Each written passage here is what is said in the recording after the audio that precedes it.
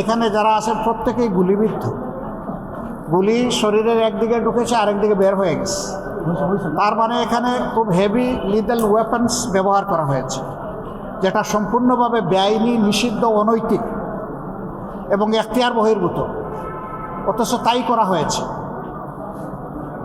আমরা তাদের অনুভূতি যখন জানতে চেয়েছি, তখন শারীরিক কষ্টের কথা বলার চাইতে তারা তাদের জাতিকে যে একটা স্বাধীনতা তারা নতুন করে তাদের দৃষ্টিতে উপহার দিতে পেরেছে, এটার জন্য তারা গর্বিত এবং আনন্দিত। এর পাশাপাশি চিকিৎসা, আসলে একসাথে এতগুলা মানুষ ইনজিওর্ড হয়েছে, আহত হয়ে এসেছে। আমাদের সব জায়গায় কিছু কিছু সীমাবদ্ধতা থাকে। এখানেও যারা প্রশাসনে আছে তাদের হয়তো নিশ্চয়ই কিছু সীমাবদ্ধতা আছে। আমরা তাদের সাথে আলাপ করে তাদের আন্তরিকতা উপলব্ধি করেছি। তারাও তাদের সর্বোচ্চ সামর্থ্য অনুযায়ী দিয়ে যাচ্ছেন, কিন্তু তারপরেও প্রত্যাশিত চিকিৎসা জন্য আরও একটু অ্যাটেনশন আমরা তাদেরকে ড্র করেছি, যেই মানুষগুলো যেন দ্রুত সুস্থ হয়ে আবার যার যার কর্মক্ষেত্র এবং যার যার পরিবারে ফিরে যেতে পারে।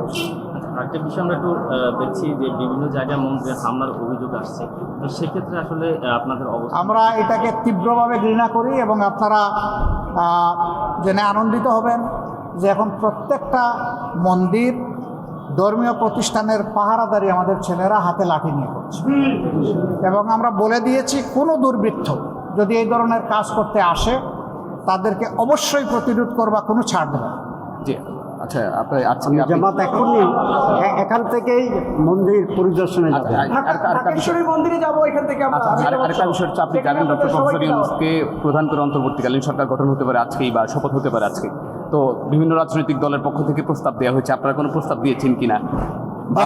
এই বিপ্লবের নায়ক, আমরা যখন প্রেসিডেন্ট মহোদয়ের সাথে বৈঠকে বসেছিলাম, তখন আমরা বলেছিলাম যে আমরা সেকেন্ড স্টেক হোল্ডার। এবারকার প্রাইম স্টেক হোল্ডার হচ্ছে আমাদের ছাত্র তরুণরা।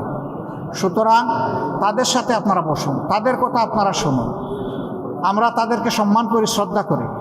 তারা তালিকা দিয়েছে, আমরা বিভিন্নভাবে, তারাও অনেকের সাথে যোগাযোগ করেছে। আমরা তাদের তালিকাকে আমরা জনগণের তালিকা মনে করি। আপনার শপথ অনুষ্ঠানে থাকবেন কিনা যদি আপনাদের আমন্ত্রণ জানানো হয়? আশা করি আমরা থাকবো ইনশাআল্লাহ। প্রস্তাবনা আছে কিনা সেখানে অন্তর্বর্তীকালীন সরকারের? এগুলো এখনও কোনো ডেফিনিট কথা বলা ঠিক হবে না, এটা প্রিমেচিওর হবে। আগে ইন্টারিম গভর্নমেন্টটা ফাংশন শুরু করুক। আজ পর্যন্ত জনগণের ফাংশন চলছে, কালকে থেকে শুরু হবে ইন্টারিম গভর্নমেন্ট, এরপরে আসবে পলিটিক্যাল গভর্নমেন্ট। কিন্তু এখন তো জনগণের যে সরকার চলতেছে, কীভাবে চলছে আপনারা বুঝতেই পারছেন। আমরা এই জায়গাটা এইভাবে চলুক এটা চাচ্ছি না। আমরা চাচ্ছি দ্রুত ল অ্যান্ড অর্ডার সিচুয়েশন তার জায়গায় চলে আসুক এবং দুর্বৃত্তরা যেন সুযোগ না পায়। কালকে আপনারা খবর পেয়েছেন, ঢাকা মহানগরীর বিভিন্ন জায়গায় ডাকাত দল গভীর রাতে হানা দিয়েছে। যতক্ষণ পর্যন্ত ল অ্যান্ড অর্ডার সিচুয়েশন ফিরে না আসবে, সুযোগ সন্ধানী দুর্বৃত্তরা, দুষ্কৃতিকারীরা এই কাজ করবে, তারা এই সুযোগ নেবে। আমরা সমাজের কোনো অকল্যাণ চাইতে পারি না।